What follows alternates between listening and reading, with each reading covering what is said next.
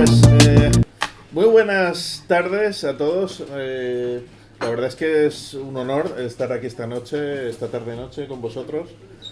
La primera vez que estoy aquí en este sitio y la verdad es que es tremendo ver la cantidad de gente que ha venido. Vamos. Para mí, ya os digo, yo me he quedado de piedra porque primero que estoy entre grandes amigos, grandes conocidos y buenos amigos. Y nada, pues es para mí muy especial. De hecho, me he puesto la camisa de los momentos especiales. Mi mujer me decía, ponte algo especial. Mira, con la que me casé, esa es la que me he puesto. Para que veas, que está aquí mi mujer presente. Y bueno, pues esta tarde-noche tengo el orgullo de estar aquí con buenos amigos también, Javier Arries, Luisa Gaya Soler y Diego Valor. Diego Valor nos presenta hoy un libro, el libro que tengo aquí en mi mano, que se llama El lenguaje de las brujas, Extremadura, Andalucía y Canarias. Y lo bueno, es que es un libro que es muy interesante, es un gran trabajo antropológico el que ha hecho aquí nuestro buen amigo. Y ¿qué os voy a decir? Si te digo que lo compres, pues yo como editor pues no tiene mucha gracia, ¿no? Pero bueno, vamos a escuchar a Diego, vamos a ver qué nos dice acerca de este libro, lo primero de todo, y luego vamos a tener una pequeña tertulia, pues como está mandado con los presentes que están aquí esta noche, con Luisa, con Diego y con Javier. Pues yo empiezo pronto. Gracias, Fernando, por la amabilidad. Gracias al Bar Negro por la amabilidad de invitarme. Y como ya estuve una vez y hablé de este tema, no voy a insistir mucho y me voy a centrar un poco más en el libro, si no os importa. Solo voy a decir dos cosas fundamentales para entender de lo que voy a hablar. Una de ellas es que en el tema de la brujería nos metemos en el tema de las profundidades de la psiquiatría. Entendedme. Hay un concepto fundamental en la psiquiatría moderna que se llama el pensamiento mágico. Ese pensamiento mágico, de alguna manera, es una retrocesión a nuestra infancia. Porque nosotros cuando somos niños pensamos que todo es mágico, porque no comprendemos el mundo que vemos, ¿verdad? Y entonces, ¿qué es lo que ocurría en esa época? Cuando los clientes, esto es importante, porque las brujas eran brujas, pero eran brujas porque las personas iban a buscarlas y les pedían que les hicieran algo, un hechizo, una solución, cualquier cosa. Los clientes en esa época retrocedían a esa infancia latente y de alguna manera las brujas eran muy conocedoras del asunto y los manejaban a su voluntad, hasta tal punto que la mayor parte de los clientes de las brujas decían que ellas tenían poder, que les habían ayudado, ¿entendéis? Que su trabajo era efectivo. Esto es importante. Y otra cosa, otro aspecto fundamental que os quiero decir, sobre todo para vosotras, las mujeres que estéis aquí presentes. En la sociedad de esta época, que desgraciadamente hoy en día hay muchas personas que siguen pensando lo mismo. Hablo de esta época antigua, pero vamos, de la Edad Media, pero también de la Edad Moderna, incluso del siglo XIX. Entonces se pensaba que el mal se hacía presente en el mundo a través de vosotras, las mujeres. Grandes intelectuales como Erasmo de Rotterdam decían que el diablo se hacía presente en el mundo a través de la mujer. ¿Entendéis? Esto es muy importante. Y luego os haré algún comentario al respecto. Vosotras, las mujeres, en la mentalidad de la época, que desgraciadamente hoy todavía mucho cafre sigue manteniendo, vosotras erais las titulares del mal. Nosotros los hombres... Sí. Escúchame. Nosotros los hombres éramos inocentes. Erais vosotras las que estabais bajo el influjo del maligno. Bueno, me callo.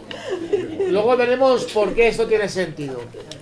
Os voy a hablar del trabajo. El trabajo de este libro, como otros muchos que he hecho, yo ya llevo 5 libros sobre brujería en toda España. Ahora estoy haciendo otro más y me quedará uno último, y así habré hablado de la brujería en toda España. Esto es en un territorio determinado. Este libro lo hacía con los procesos que han quedado en la famosa Inquisición española, ¿verdad? Que todos conocéis. Y os voy a decir un detalle muy importante. La Inquisición no se tomó nunca muy en serio el aparente problema de las brujas, aunque os parezca mentira.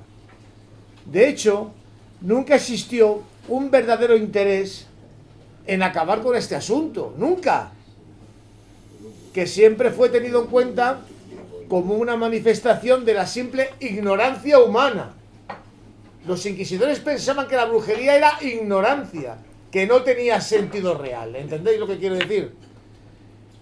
Se pensaba que era algo inevitable en un campo sobre todo sumamente atrasado, algo contra lo que no se podía luchar de forma efectiva. Ya no lo podemos imaginar. Tengamos en cuenta que la Inquisición vivía... Bueno, eso es lo de menos, eso lo voy a dejar.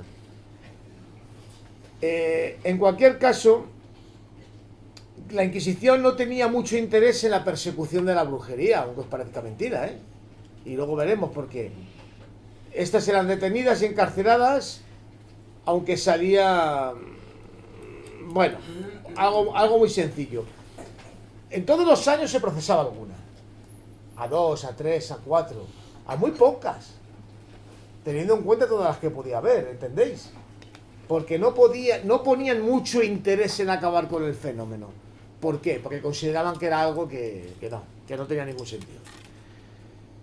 En este sentido, el Consejo de la Inquisición tenía un concepto muy humanista, aunque nos parezca mentira, respecto a las brujas, lo que se notó en sus condenas.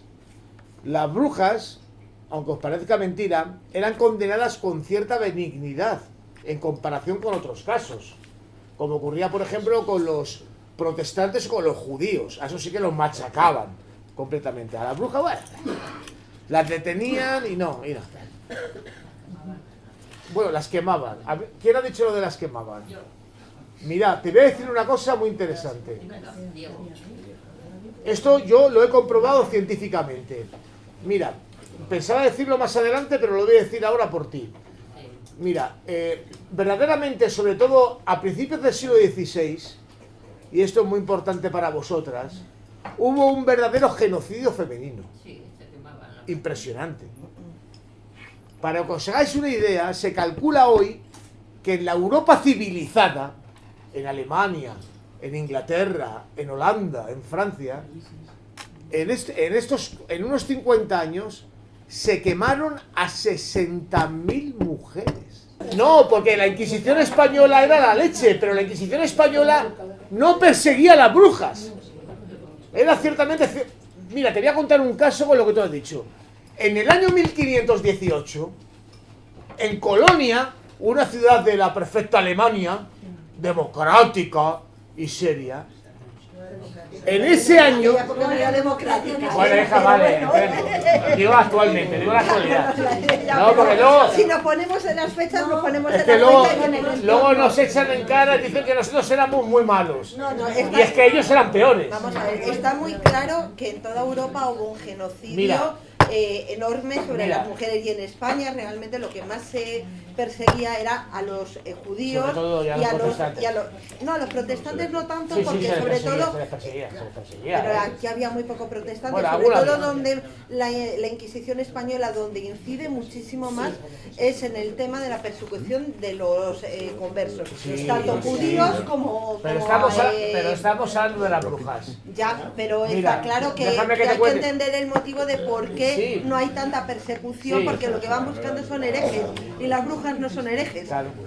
Bueno, en ese año 1518, en la ciudad de Colonia, que entonces tenía aproximadamente 20.000 habitantes, era un pueblo grande, se quemaron a 1.000 mujeres, al 5% de la población, en un año.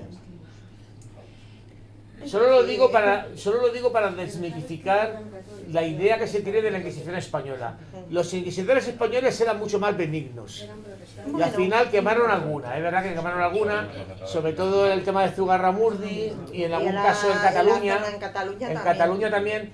Pero, mira, para que te hagas una idea, en toda Pero más quemar había ahorcamientos. Sí, te voy a contar.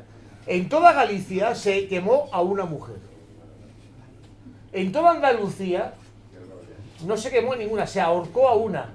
Y no la ahorcó la Inquisición, la ahorcó la jurisdicción ordinaria. Es que la Inquisición no condenaba, o sea, condenaba y lo pasaba a lo civil, para mira, que fueran los que en Murcia no se quemó ninguna, en Canarias no se quemó ninguna, en Madrid, ¿qué habéis dicho? En Madrid, escuchadme, en Madrid no se quemó a ninguna bruja. ¡A ninguna! Mirad, os voy a decir un detalle importante que tiene que ver con ese concepto, por así decirlo, humanista que tenía la Inquisición, porque los inquisidores eran grandes doctores, eran personas de carrera, personas con conocimiento. Fijaos cómo sería el caso con el tema de las brujas. Hablo del tema de las brujas, no hablo de otros temas. A finales del siglo XVII y sobre todo durante el siglo XVIII, a las personas detenidas por brujería ya ni siquiera se las llamaban brujas, se las llamaban embusteras. La brujería había desaparecido. Y luego también la Inquisición, a partir de esa época, sobre todo a mediados del siglo XVIII, empezó a hacer una cosa que os puede llamar la atención. Y es que cuando detenían a una bruja, no la llevaban a la cárcel, la llevaban a unas casas especiales donde ellas estaban bajo la dirección de un sacerdote, porque se las intentaba reeducar. Se pensaba que era una cuestión de cultura y que podían de alguna manera salvarlas de esa manera. ¿Entiendes lo que te quiero decir? Y os voy a poner algún ejemplo. Por ejemplo, en el año 1788, ¿sabes? Que luego también lo tenemos en 1793, sabemos que existía en Badajoz, en Extremadura, lo que se llamaba entonces Real Casa del Hospicio, que era donde se metían las brujas, pero no se las llevaba a la cárcel, se las llevaba aquí, y ahí tenían cierta libertad. De hecho, las mujeres trabajaban fuera de ese lugar, por así decirlo, y luego tenían que ir allá a dormir por la noche y recibir el sermón del cura. Pero fijaos, ya no estaban en la cárcel. Ya la mentalidad de la época había dicho, esto de la brujería es una tontería y no tiene ningún sentido perseguirlo, el demonio no existe y todo esto es un invento. Es lo que pensaban entonces, ¿entiendes lo que te quiero decir? Por ejemplo, esto mismo ocurría, por ejemplo, también en Granada. En Granada sabemos que existía el recogimiento de Santa María Egipcíaca, donde se metían las brujas. Pero, ¿entendéis? Ya no se las metía en la cárcel, porque se consideraba que eso de la brujería era un producto de la, como os digo, de la ignorancia, de la incultura. Y que si estas mujeres recibían determinada educación, pues podían de alguna manera readaptarse a la sociedad, que eso era lo que ocurría. Para que te hagas una idea, que en esta época ya la Inquisición tenía ese concepto muy moderno, ¿sabes? Y ya la brujería no se perseguía como brujería, porque ni siquiera se las consideraba brujas, se las consideraba, como se decía entonces en las fuentes, embusteras, mentirosas, gente que vivía decían de una patraña, y que decían que hacían hechizos y luego estos hechizos no eran reales. Vamos a dejarlo así, ¿vale? No te enfades conmigo. No, yo no me enfado contigo. Mira, esto por ejemplo, como digo en el libro, también se haría en las Islas Canarias. En las Islas Canarias también, en Tenerife, habría lo que se llamaba entonces una casa de penitencia, ¿sabes? Y en esa casa de penitencia se metían las brujas. Pero fíjate que ya no se las metía en la cárcel, ¿eh? Se las metía en la casa de penitencia y, como os digo, estas mujeres trabajaban porque tenían que pagarse la estancia, ¿sabes? Con el producto de su trabajo se pagaba la estancia, pero por lo menos no estaban en la cárcel. O sea que ya las tenían, decían, esto no tiene ningún sentido. Y estamos hablando del siglo XVIII. Bueno, lo de los tormentos no lo voy a decir porque ya lo conocéis. Y ahora os voy a decir una cosa. Ay, esto no, esto va. Esto me he confundido de página. Vamos a hablar de algunos hechizos de la época que digo en el libro, ¿vale? Y así nos centramos un poco más en el libro y vemos esto que en el fondo es lo que un poco más os puede interesar, los hechizos que hacían las brujas. Porque las brujas hacían de todo, de todo. Hacían cosas de todo tipo, ¿eh? ¿Entendéis lo que quiero decir?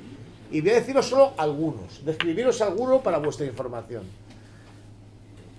Un conjuro especial que se hacía entonces, como se hace todavía hoy en día, es la búsqueda del amor.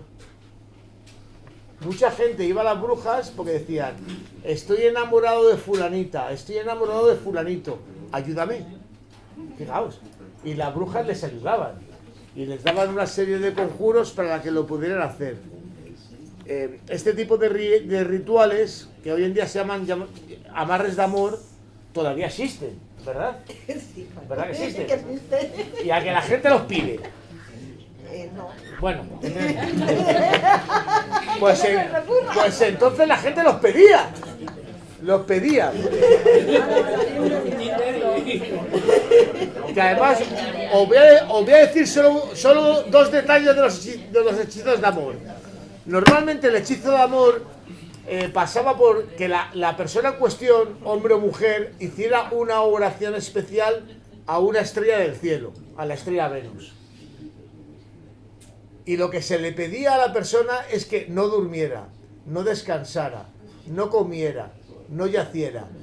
O sea, a la persona enamorada del producto del amor se le pintaba un panorama horrible. Hasta que vengas a mí. Dice, joder, pues vaya amor, más sincero. Pero bueno, solo un detalle anecdótico, nada más. Luego vamos a contar de otro hechizo muy típico, como digo en el libro, que es un hechizo muy típico en principio de toda España, que habréis oído hablar de él, que es el tema de las habas. ¿Verdad? Las habas, que son como unas judías, como unas alubias. ¿Verdad? ¿Alguien ha conocido el hechizo este de las habas? Bueno, os voy a decir un poco cómo funcionaba el tema. El tema es que la bruja en cuestión cogía unas habas, normalmente 12 habas, entre las cuales, por ejemplo, ponía siempre una negra, una oscura. Y entonces lo que hacían era que en un tapete o en su falda ponían determinados productos, un trozo de pan, un trozo de carbón, un trozo de una moneda de corriente, un trozo de alumbre que llamaban entonces, o de plomo, y cogían las habas y las echaban. Y según quedaban las habas, en el contexto, así interpretaban el futuro. ¿Verdad? Pues esto se hacía mucho.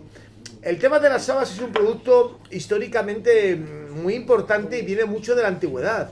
Las habas se usaban, por ejemplo, en Mesopotamia, en Egipto, y el haba siempre era un producto, entonces era un producto que se consideraba muy especial, porque consideraban que estaba unido a los muertos.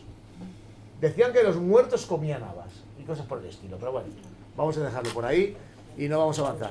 Pues el hechizo de las habas, como digo en el libro, se hacía mucho. Otra cosa que a lo mejor os puede llamar la atención mucho es que entonces se echaba el tarot en España. Fijaos. Lo que pasa que no era exactamente el tarot. Se usaba la baraja española, la baraja clásica que todos conocemos, de sotas, espadas, oros y bastos, ¿verdad? Y conforme salían las figuras, pues interpretaba el futuro.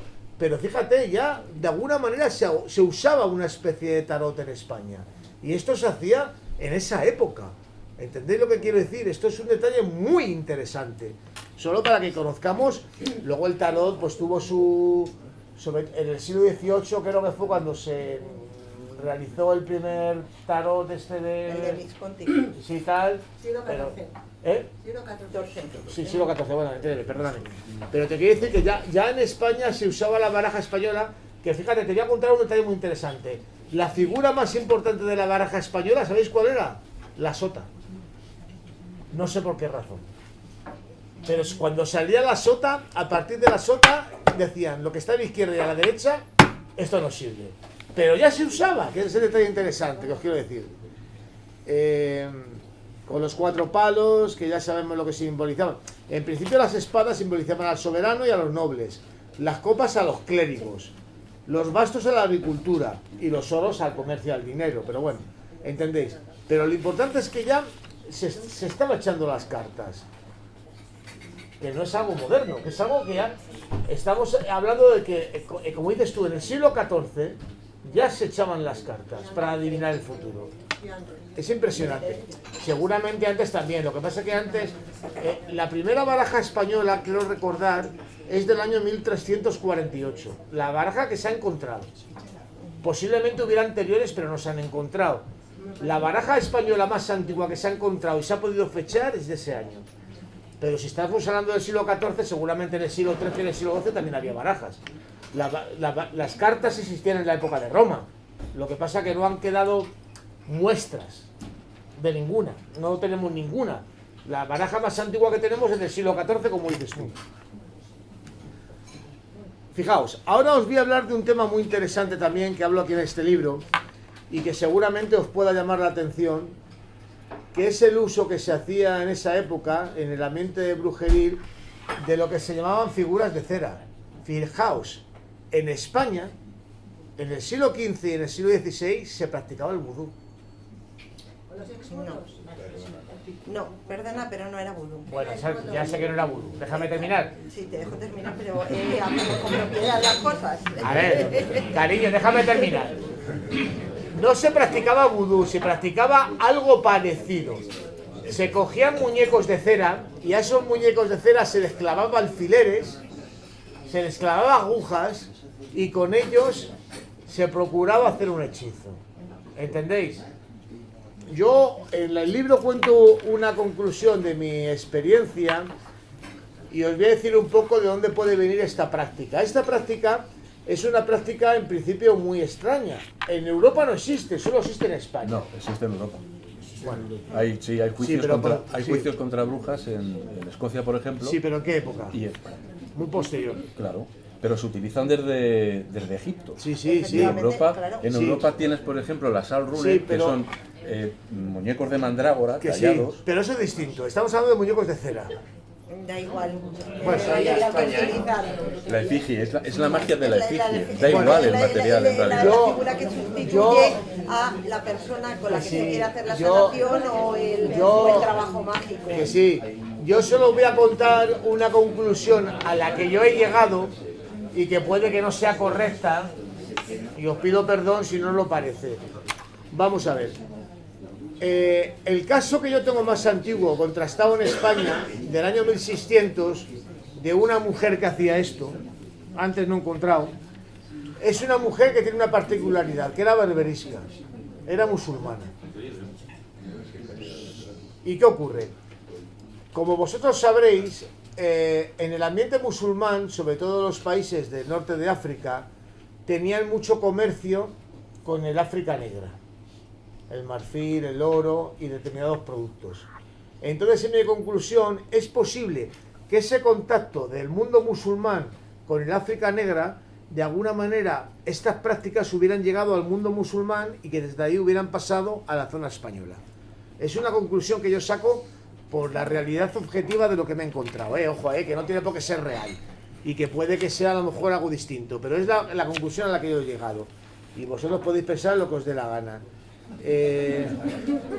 La historia piensa lo que piensa. Es decir, mira, tienes efigies de cera en el antiguo Egipto. Sí, sí, eso lo sé. Tienes efigies de cera, por ejemplo, hechas por griegos en Alejandría y en todo el Mediterráneo. ¿Pero les clavaban agujas? Sí, por Sí, supuesto. claro. Por supuesto. Tienes una en el Louvre, por ejemplo, con Sí. 12 clavos de bronce perfectamente clavados en sitios estratégicos. Que sí, que sí, que sí. En África también tienes esa práctica. Es una de práctica las tallas de madera universal. en las Sí, cuales sí. se clavan y además, curiosamente, Pero no yo- tiene nada que ver ni con maleficios ni nada, todo lo contrario, Sí. era para atraer la Sí. suerte Yo lo- a la persona con la que se estaba Yo representando. por encontrar una relación, porque claro, la relación esta que te digo yo del mundo musulmán con el África negra es lo que podría explicar que esa práctica hubiera llegado aquí. Esas otras prácticas de ese lugar a lo mejor acabaron llegando de alguna manera, pero yo por lo menos he encontrado testimonio de esta, que yo digo que esta es una especie como de coyuntura, ojo, no de una verdad. Y ya para acabar, y ya acabo con esto y no os doy mala lata, vamos a hablar de un tema que os puede parecer un poco especial. nosotros normalmente pensamos que la brujería es algo que lo practicaban las clases populares, ¿verdad? Los pobres, la gente humilde, ¿verdad? Bueno, pues las clases, en las clases privilegiadas también se practicaba la brujería. Y yo en mis libros he hablado de esto, como por ejemplo el tema de los nigromantes, que hice un libro sobre nigromantes alucinantes y tal, pero bueno. Pero mira, solo voy a poner un caso que es muy simpático. Y lo voy a decir porque es un caso muy simpático. En los conventos de mujeres se practicaba la brujería. De monjas, ¿eh? Sí. Tened en cuenta que en esa época del siglo XVII, siglo XVIII, las monjas eran mujeres de buena posición. Las monjas para ingresar en el convento tenían que pagar una dote, un dineral, y entonces una niña humilde no podía ser monja. Solo podían ser monjas las niñas de la nobleza o de la alta burguesía. ¿Entendéis? Las niñas normales no podían ser monjas, podían ser otra cosa, pero monjas no. Pero bueno. Y os voy a poner un caso que es un tema interesante, porque en el siglo XVIII, os estoy hablando además, aunque fíjate, se habían abierto las casas para meter a las brujas y sacarlas de la cárcel, por otra parte había una verdadera paranoia social, pero auténtica, ¿eh? De la que hay muchos testimonios, y se pensaba que los conventos femeninos, en esto que te digo que era una leyenda urbana, en los conventos femeninos era normal la presencia del demonio. Eso es lo que pensaba la gente de la época, ¿eh? Estamos hablando de la gente de la Ilustración. Gente que tenía ya buena cabeza y decían... Bueno, habría que verlo, lo de buena cabeza. Bueno, hija, vamos a decirlo así, públicamente. En los conventos de mujeres estaba el demonio. Coño, la culpa era vuestra. Por supuesto, claro. Faltaría más. ¿Sabes? Recordemos que las monjas al fin y al cabo eran mujeres, como tú, y que la gente pensaba de forma paranoica que el demonio se encarnaba y se manifestaba a través de las mujeres. Vale, yo solo digo por esto, nada más. Y fíjate, por ejemplo, en el año 1702, para que os hagáis una idea, tenemos la denuncia contra la abadesa de Sor Antonia de San Luis y Sor Josefa de la Purísima Concepción, que eran religiosas del convento de Santa Clara de Trujillo. ¿Sabes? Años después tenemos el informe de un tal Fray José de Ayala, del año 1737, que dice que una tal Sor María de San Juan era cómplice de las monjas, con una tal Sor Audifacia de la Corona y Sor Leonor de San Joaquín, que eran monjas del convento de la Piedad de Béjar, también de Extremadura, ¿verdad? No, esto es Salamanca. Béjar de Salamanca, verdad, perdóname. O si solo está espiritada y ella con sus cómplices, con ignorancia o sin ella, consultaban al demonio. Estas monjas se dedicaban a consultar al demonio, joder, de verdad, ¿eh? Las monjas, ¿eh? Que eran monjas. Monjas, mujeres de buena sociedad, de la alta sociedad. Pero bueno. Otro caso tenemos en 1763 en Córdoba, donde fueron procesadas otras, no voy a decir los nombres, que eran religiosas del convento de Santo Domingo de la Villa de Quesada, por curanderas, supersticiosas y sortílegas, y por irreverencia a las santas imágenes. O sea, las mujeres estaban todas como locas. Aquí tengo también a otra, religiosa de Santa Clara. Esta monja dice en su proceso, la monja, mirad lo que dice la monja, que invocó al demonio, diciéndole que como la sacara del convento, donde la habían puesto sin su voluntad, le prometía entregársele en alma y cuerpo y hacer lo que le mandara. La pobre quería salir del convento donde la habían metido los padres y dice, pues yo invoco al demonio que me saque de aquí. Bueno, un tema bata. El demonio se le apareció y admitiendo el pacto le pidió una cédula, una especie de como de documento, que contuviese lo referido escrita y firmada con su sangre, lo que hizo ella. Esta monja, dicen que ha estado cohabitando con el demonio, como marido y mujer. Es decir, que tuvo relaciones sexuales con el demonio. El cura de turno. Coño. Era el demonio de la cura. Pero que era una monja que había cohabitado con el demonio, ¿eh? Para que veas cómo estaba la niña. Con actos carnales, fíjate, con besos, abrazos y tocamientos. Joder. ¡Qué nivel! Pero mira, y ya acabo con esto, dadme 2 minutos y ya acabo. Os voy a contar un tema muy interesante, que digo en el libro, de un proceso que hubo en el año 1771 en un convento de Antequera, que se llamaba Santa Clara de la Paz, por el pacto con el demonio, donde varias monjas, no una, fueron procesadas. No voy a decir los nombres y tal, aquí están los nombres de todas ellas y tal. Y hasta un presbítero, un cura también fue procesado con ellas, o sea que aquí estaban todos juntos. Y había una mujer, una tal Rosa Montilla, que murió en la cárcel secreta, no murió quemada, pero la metieron en la cárcel y ahí se murió muerta de asco, la pobre. Que dio mucho escándalo a los jóvenes en materia de lascivia, hipocresía y pacto con el demonio. Las escandalizaba en materia de lujuria, y en recurrir al socorro del demonio para satisfacer sus apetitos lascivos. Es que como soy las mujeres, Sí, digo yo. Todas. Y ahora os voy a decir esto, ya con esto acabe. Parece que el convento este de Santa Clara de la Paz de Antequera, un convento muy conocido que todavía existe, por intervención de esta monja, se había convertido en un prostíbulo. Ojo, donde las monjas, víctimas de la lascivia impuesta por el demonio, tenían relaciones sexuales con todo tipo de hombres. El convento se había convertido en un prostíbulo, donde iban los hombres a acostarse con las monjas. Bueno, vale, es un detalle anecdótico, nada más. Hasta tal punto, os voy a decir una cosa, la monja esta, por la que fue procesada como jefa del rollo, de hecho, había tenido ya 2 hijos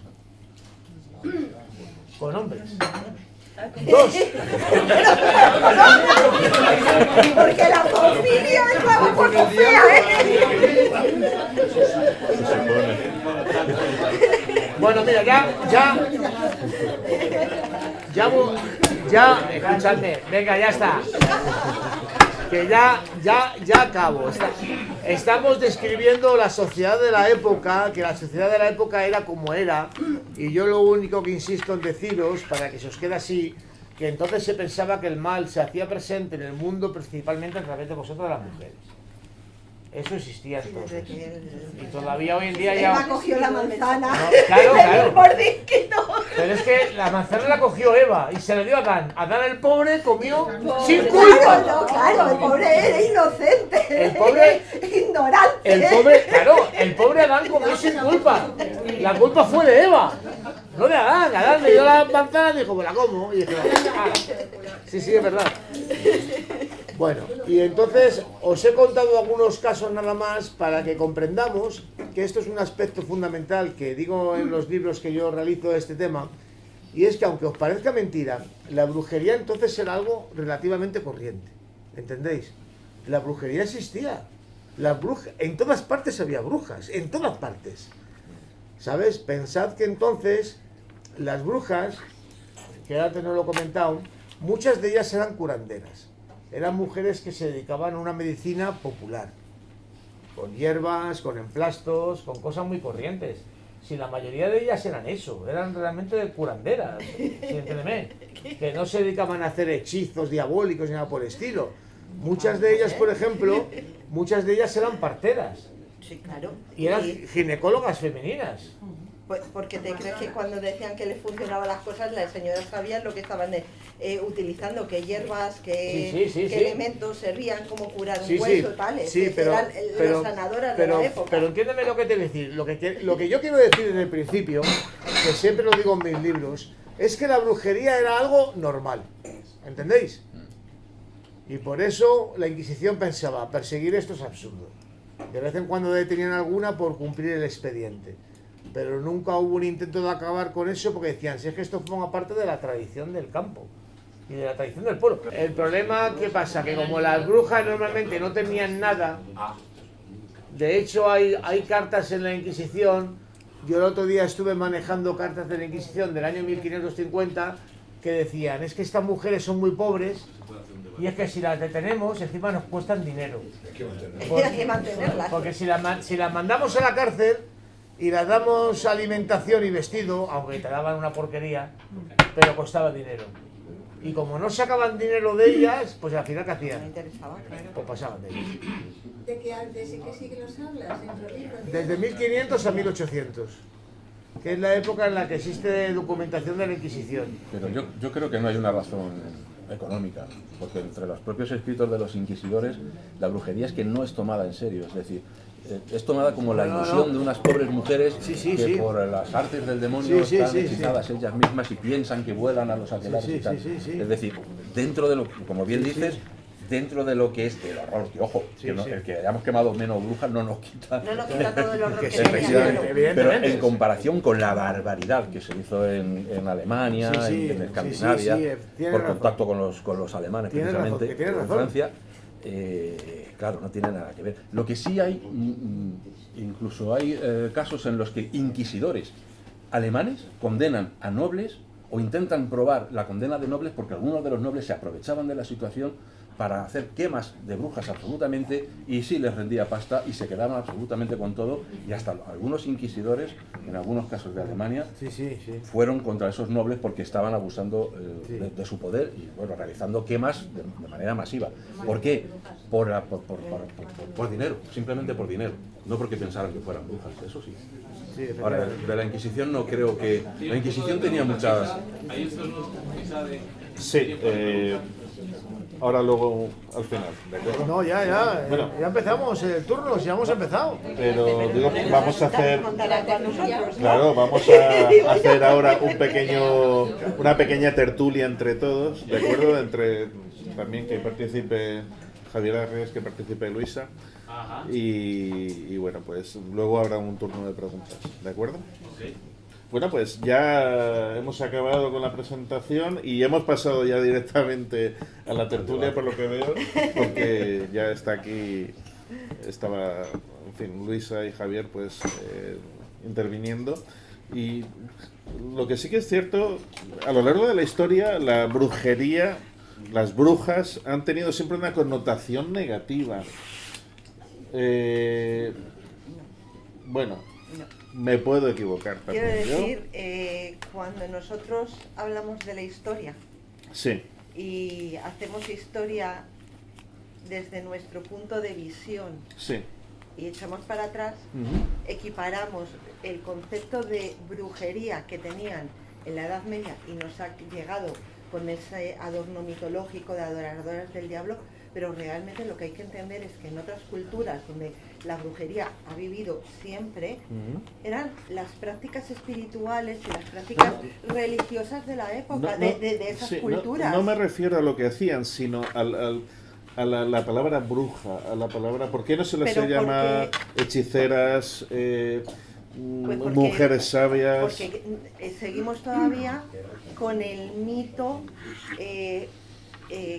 cristiano católico de la brujería como la bruja adoradora del diablo, pero es que lo que hay que entender es que la brujería, y además no era solo cosa de mujeres, viene de las antiguas religiones, tanto chamánicas como las religiones tanto sumerias, egipcias, griegas, romanas, porque en toda la cultura que nosotros hemos tenido siempre ha habido una relación entre el mundo espiritual y el mundo físico, y había mediadores entre el mundo espiritual y el mundo físico, tanto como sacerdotes y sacerdotisas, como brujos o brujas, o como chamanes y chamanas, o como mujer y hombre medicina, porque en cada cultura se les daba un nombre. Lo que pasa que como nosotros somos tan egocéntricos y analizamos lo que viene detrás desde nuestro punto de vista y no desde el punto de vista de la época, y nos olvidamos que antes de toda la época del cristianismo y de toda la época del boom de las brujas europeas, ha habido otras culturas con prácticas religiosas y espirituales que han tenido un fundamento.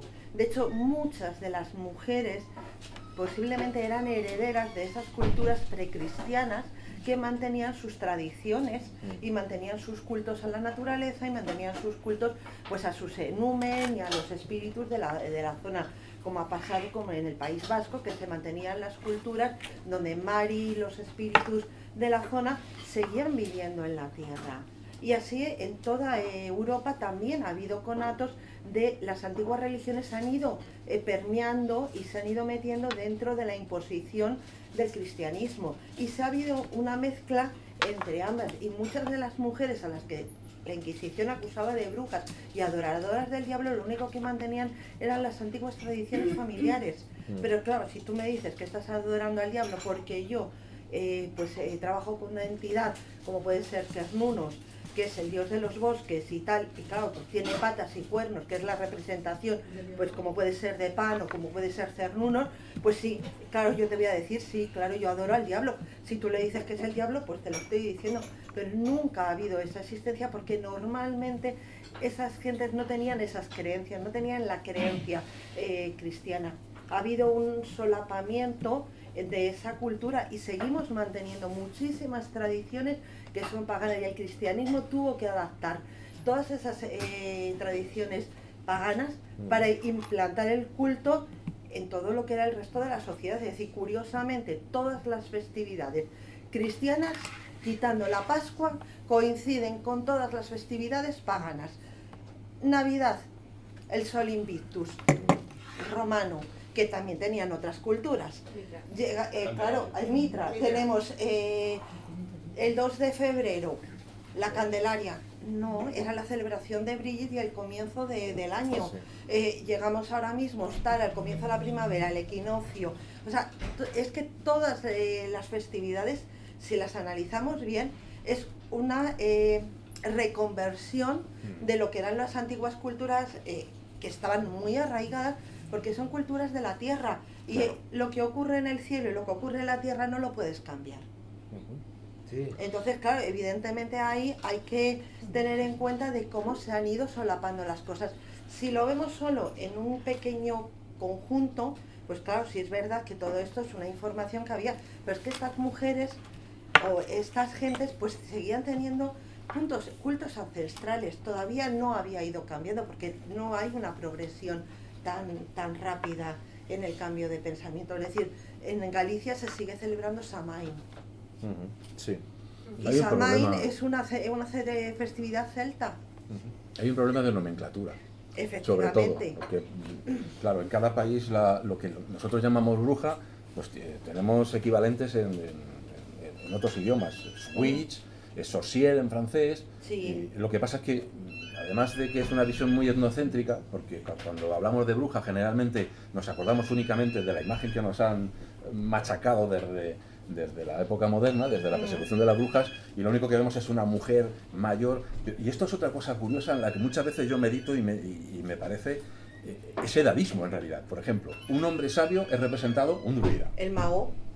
Su barba blanca, ¿no? Una persona de edad que camina sobre su vara y que lleva todo el peso de sus años y todo ese conocimiento. La bruja, sin embargo, es una mujer anciana. Sin embargo, tiene una connotación negativa. Hay un edadismo también ahí, extraño y curioso. Y es algo que nos ha llegado desde entonces. Ahora mismo está cambiando de manera incluso opuesta, ¿no? Se está incluso, no lo sé, cambiando de otra manera la palabra.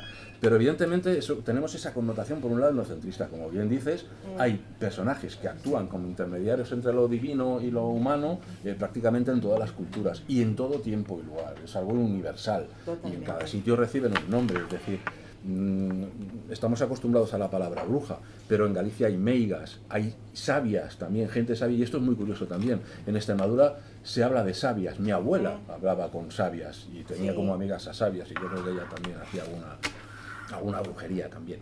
Y sabia es precisamente la palabra que más se emplea en todos los países europeos para describir a esas personas, hombres y mujeres, que a veces era incluso una tradición familiar, es como si hubiera clanes familiares en los que eso se iba transmitiendo, que eran como gente que era un puntal para sus sociedades. ¿Por qué? Porque ayudaban en los temas del problema de ganado, temas de falta de fertilidad en el suelo, en las personas, ayudaban a la sociedad. Eran mediadores. Efectivamente. Y actuaban en la sociedad y demás, y eran personas además dentro de sus culturas con un nivel cultural importante, porque eran los que tenían ciertos conocimientos. Claro. Y estaban. El problema está que además es muy curioso, porque si buscamos la palabra bruja, cuando aparece, cuando entra en nuestro vocabulario, no está asociado ni siquiera con la magia. Claro. De hecho, casi todo es lo que tú dices, por ejemplo, witch, que viene de Wicca, que viene de sabio.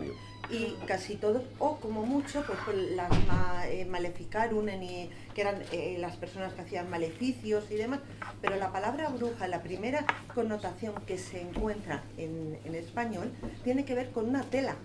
Sí. O sea, ni siquiera tiene que ver con nada de la magia. ¿Cómo ha llegado esa palabra a ser asociada con mujeres que tienen capacidades o talentos de cambiar su realidad? ¿Cómo ha llegado a ello? No lo sabemos, porque realmente lo que tú dices, la palabra más común, tanto en Galicia, pero también en la zona catalano-balear, nos encontramos con la meiga o con la bruxa, pero no... La sorguiña. La sorguiña. O sea, es decir, tiene un montón de nombres. Y una hechicera y una bruja no es exactamente lo mismo. Los antropólogos andan ahí a la gresca. Claro, es que no es que sí, y luego hecho, tener en cuenta de todo porque hablamos, por ejemplo, de sortilegios, de hechizos, de encantamientos, todo eso tienen, o sea, no es lo mismo. Lo que hablabas de las habas no es un hechizo. Bueno, eso es, no es un hechizo, eso es un acto de adivinación, es una mancia. Mira, y la mancia es muy diferente a un encantamiento, un hechizo, porque la magia es intentar saber qué es lo que va a ocurrir en un futuro o entender un poco de las cosas que han venido del pasado. Pero un encantamiento o un hechizo sí es un acto de voluntad que ejerce el mago para cambiar, el mago, la bruja, la maga, para cambiar la realidad. Eso es. Entonces es muy diferente el leer qué es lo que va a venir en el futuro a intentar hacer un cambio. Es decir, y los actos de magia los tenemos en las representaciones de las cavernas. Todas esas pinturas donde estaba el ciervo, el atravesado por las flechas y los cazadores, era un intento de que eso se reprodujera en la realidad cuando el cazador iba a salir y se iba a encontrar con esa flecha y la cazaran. Es decir, es lo que es magia simpática. En el tema de las habas puede que haya algo de nigromancia, por lo que has contado antes, que siempre ha habido una relación entre las habas y los difuntos. Entonces a lo mejor se busca también una inspiración. En Egipto se consideraba el alimento de los difuntos. Sí, sí. Y por eso, los griegos. Y estaban malditas. Los pitagóricos tenían prohibido comerlas. Y de hecho, de ahí pasó a Grecia y efectivamente Pitágoras se cuenta que fue detenido porque tenía que atravesar un campo de habas y se paró porque dijo que no quería pisarlas. Pero ¿sabéis por qué? Y además, por eso lo detuvieron a Pitágoras.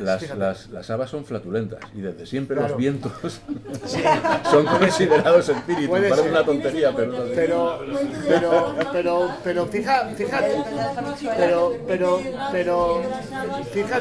fíjate lo que decías tú antes de las representaciones antiguas. Os voy a contar un detalle que puede parecer anecdótico.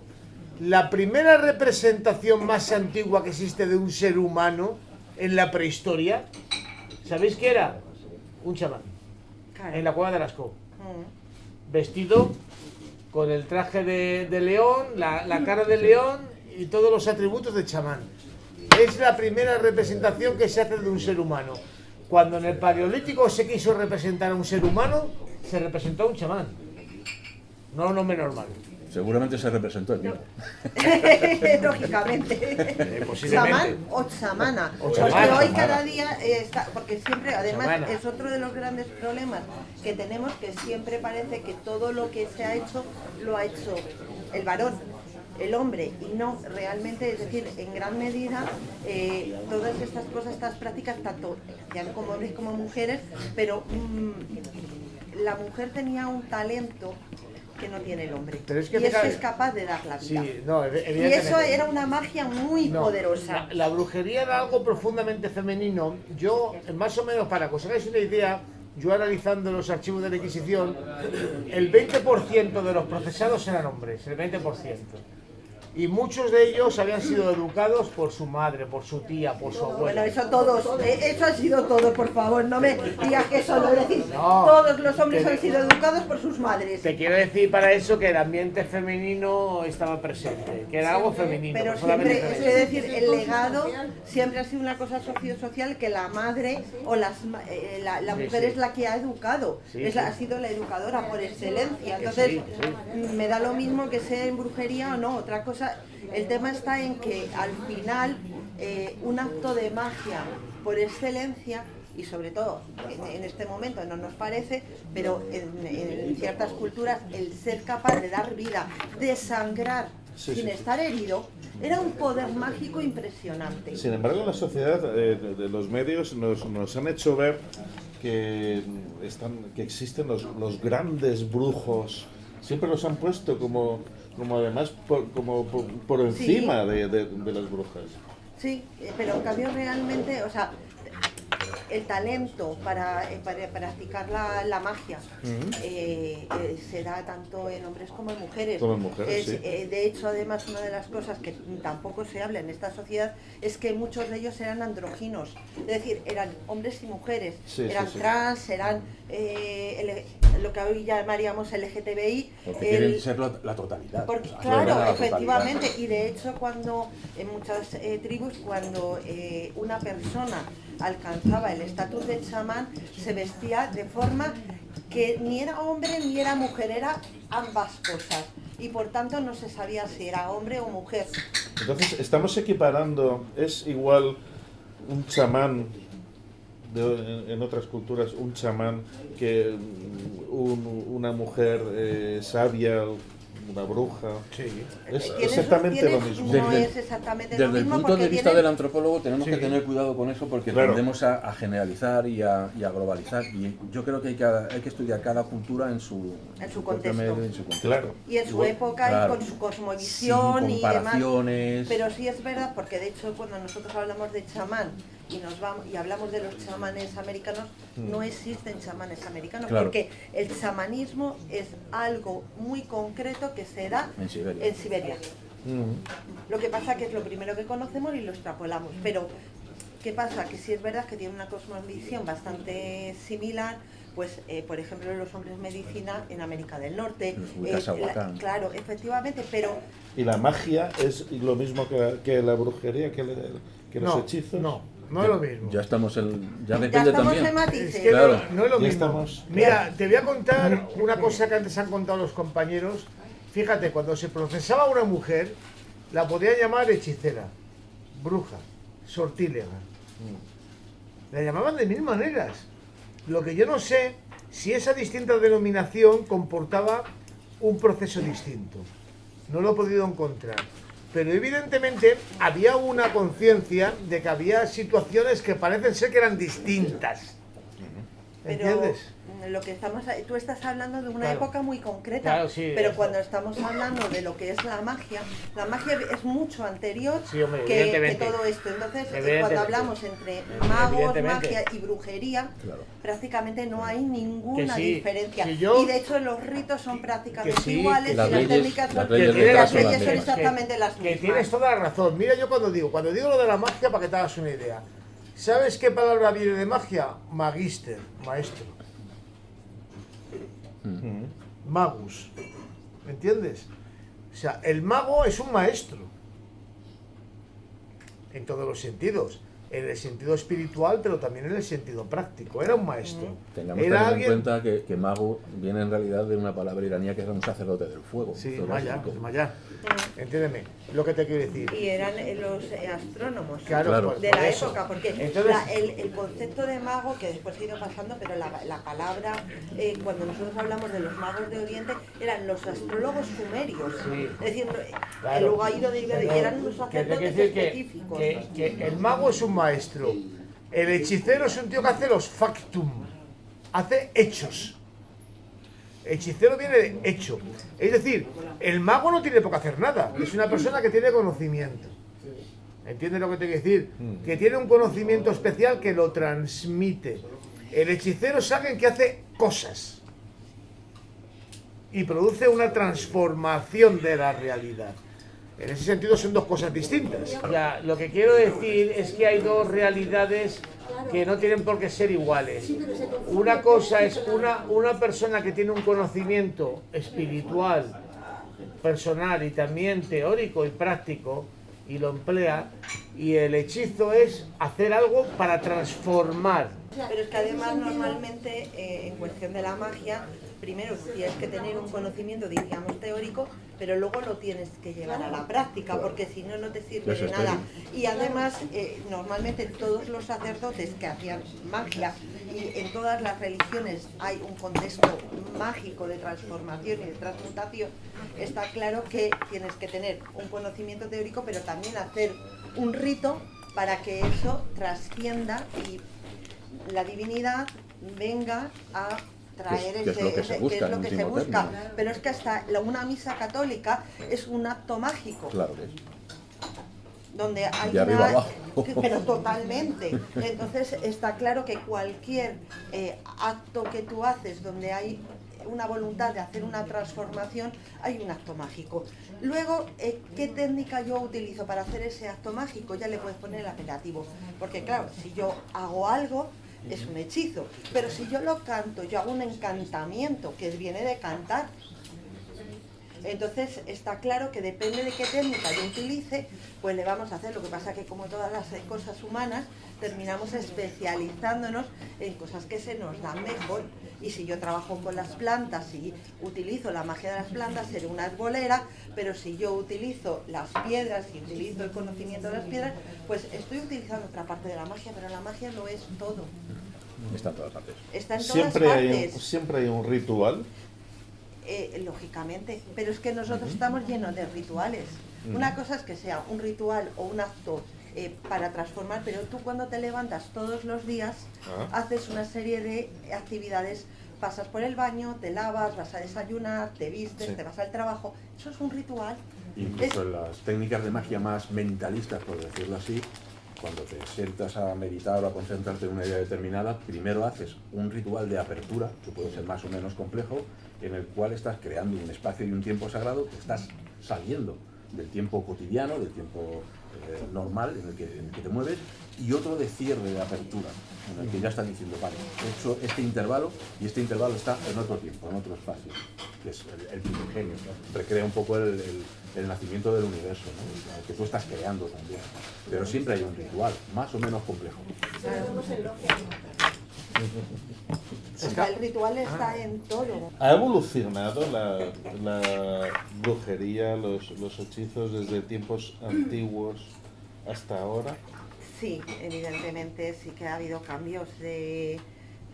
Primero porque lo que hay que entender es que todo esto tiene un contexto sociocultural, lógicamente. Y yo ahora mismo, pues, ¿qué quieres que te diga? Puede ser muy bucólico y muy mono tener un calderito y poner un fuego para hacer una poción.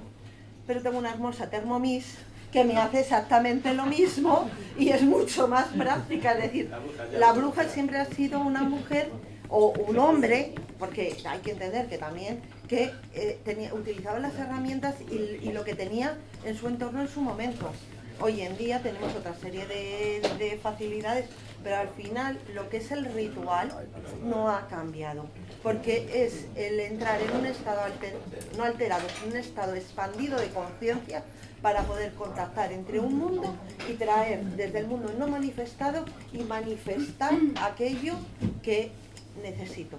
Por supuesto, entendemos que todo se hace por un medio natural, no hay nada sobrenatural, porque por encima de la naturaleza no hay nada. Lo que pasa que sí puedo condicionar mi medio y puedo hacer cambios en mi medio. Y no tiene nada que ver con el infantilismo, ya te digo yo. No, lo que hay es una peyorativa entre bruja y mago. Porque siempre el hombre ha sido el mago, también existe. No, pero normalmente el concepto, es decir, cuando se practicaba la magia y era un hombre, era la magia o la magia ritual y tal, era como ennoblecerlo, era el mago. Pero cuando se intentaba ser despectivo es la bruja, porque es la que es ignorante, la que tiene superstición. No, porque tienes bruja y maga y brujo y mago. Y también es peyorativo en ambos géneros. Bueno, evidentemente siempre ha sido peyorativo, pero quiero decir que normalmente cuando tú ves y tal y hablaban en las cortes es que tenía el mago. Es decir, simplemente en el mito de Merlín, o sea, en el mito artúrico, Merlín era el mago y en cambio Morgana Le Fay era la bruja. Bueno, o helada. Depende de la versión. Sí, a veces pero claro, es que precisamente Fata, es que el nombre de ella no es Morgana, es Fata Le Fay, que está diciendo el hada. Claro, el hada Morgana. Incluso más, está también asociada con precisamente como Fata, claro, con las Nornas y con las mujeres y las mujeres divinas, las Disir, que son las que rigen el destino. Lo que pasa que cuando evoluciona el mito termina siendo la bruja y es la mala la que va a perseguir. O sea, siempre se pone esa parte peyorativa y en todos los cuentos la bruja siempre ha sido la que se come a los niños, la vieja que tal, la que trae las tormentas, la que hace... Pero al final el tema está en que hay una conciencia, o sea, hay una conciencia misógena en la sociedad. Entonces todo aquello que haga una mujer no va a estar bien visto. Sí, es algo que arrastramos, lo que decíamos antes. Pero claro, pero es un problema que tenemos en una sociedad donde no se ha puesto en valor o se ha intentado ocultar el valor que tenía la mujer para ponderar, que es una trampa también en la que ha caído, porque al final en el patriarcado tanto sufrían las mujeres como los hombres, porque el hombre tenía que tener un papel que a veces no encajaba en ese papel. Y la mujer estaba sometida a que no podía tomar ningún tipo de decisión, porque evidentemente, aunque fueran mujeres terriblemente inteligentes y tuvieran unos conocimientos estupendos, que hoy cada vez más se sabe que muchas obras de arte, pero no solo eso, sino descubrimientos y demás, han sido hechos por mujeres y han firmado o bien con seudónimos de hombres o bien han puesto el nombre del marido, del padre o de tanto en música como en ciencia como en todo lo que queramos. Pero eso es un problema de una sociedad patriarcal que hemos tenido durante muchísimo tiempo, pero no por el hecho de que es que una bruja sea peor que un mago. Es que también ahí tiene un tema de estructura social. Claro, el tema es que la magia en muchos sitios, es decir, era lo que se daba en los templos o cuando hemos ido evolucionando más adelante, es decir, siempre ha sido, por ejemplo, en la magia ritual, la alta magia, hablamos como las personas que tienen conocimiento, pero en cambio la bruja es como la supersticiosa, la que hace pues las cosas sin conocimiento, sin saber qué, cuando no es real exactamente, o la mala también, pero la ignorancia y lo malo es como que va de la mano, porque el que sabe pues es como que está por encima, el que es noble, el que tiene capacidad de decir, era una cuestión sociocultural, si tú no tienes dinero eres una bruja, si tienes dinero eres una maga. Dinero, conocimiento, estatus, es importante. Yo creo que es una cosa más bien de tradición, es decir, por ejemplo, la gente que practica la magia ritual, tal como la entendían, por ejemplo, pues en la Otto, en la Golden Dawn y en otra serie de sociedades, se utiliza la palabra mago y maga de manera indiscriminada para hombres y mujeres y sencillamente lo que hacen es adscribirse a una tradición que por costumbre se ha denominado magia ceremonial. No se denomina, se podrían haber denominado teurgos o teurgas. Pero también es una magia más elitista. Más elitista de... Claro. Sí. Era como la élite del momento. No te creas. Cualquiera, en realidad en la Golden Dawn la única élite eran todos más que nada eran escritores, pintores, artistas. No, pero no por nada, sino sencillamente porque su tradición deriva de una cosa que se llama magia ceremonial. ¿Crees que es por eso o no hay una cierta connotación social en el tema? Sí. Yo no lo creo. Yo he estado bastante metido en el tema de la magia ceremonial y ya te digo, o sea, indistintamente mago y maga no tienen nada que ver, no hay ningún tipo de sesgo de género ahí. Sí, escucha, sí, además es que yo he tenido bastantes charlas en este sentido, incluso en los años 80 cuando empezaba a venir la Wicca, acerca de este tipo de cosas. Es que siguen como caminos diferentes, han llegado por caminos, no es que sigan caminos diferentes, es que han llegado por caminos, por vías diferentes, con lo cual tú puedes escoger dependiendo de tu gusto. Por ejemplo, pues apuntarte a una corriente wicana o puedes, por tu gusto, apuntarte a una de las muchas corrientes de magia ceremonial que tradicionalmente están asociadas pues, a elementos de cábala judía y a cosas por el estilo. Eso, magos y magas. Magos y magas. Sí, no, los brujos, salvo los alejandrianos, por ejemplo, la cábala no les va ni les bien. No, pues sí la utilizan. Los alejandrinos precisamente les utilizan la cábala. Por eso te lo estoy diciendo. No son los wagnerianos. Pero te voy a decir por eso te digo que, salvo los alejandrianos. Yo como Wicca sí he estado en esa situación en la que nos han... pues es que como practicáis la brujería como si fuera de un segundo nivel, porque la magia es como más elevada y más importante, y al final, yo que también conozco la OTO, sobre todo la Golden Dawn, dices, no estáis haciendo nada diferente que hagamos nosotros. Son vías diferentes. Son vías diferentes, pero sí hay una pequeña concepción en mucha gente de que es que la magia es la teurgia, es lo alto, es el llegar, y la brujería pues es como más de andar por casa, sin darte cuenta que a veces el andar por casa te resuelve más problemas. Que yo siempre, cuando yo estudiaba, yo decía, vamos a ver, yo para hacer un trabajo de magia ceremonial necesito que Mercurio esté con la luna en no sé dónde y demás. Y es que yo lo necesito ahora, y que esta luna me viene dentro de 20 años. El libro cuesta 16,99. Hombre, es un precio bastante terrenal también, no es un precio tampoco... Estamos empezando ahora la editorial Egregor, por cierto, es una editorial que lleva con este es el segundo libro que ha sacado, empezamos ahora desde este mes de enero también, y bueno, con mucho... Yo creo que estamos haciendo un buen trabajo y poquito a poquito ya tenemos en horno otros libros. Y nada, es el segundo libro, el precio es bajito. Hombre, si quieres, pues te puedo hacer algún descuentillo. Pero,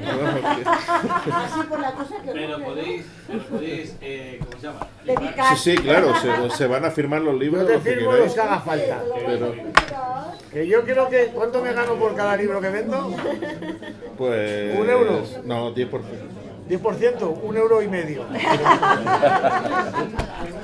Bueno, pues quiero daros las gracias sobre todo por estar aquí esta noche, que sois magníficos, la verdad es impresionante el ver tanta gente. Y sobre todo también gracias a Rafa Bar Negro, que nos ha permitido estar aquí esta noche, el Candelabro. Hay que darle un aplauso.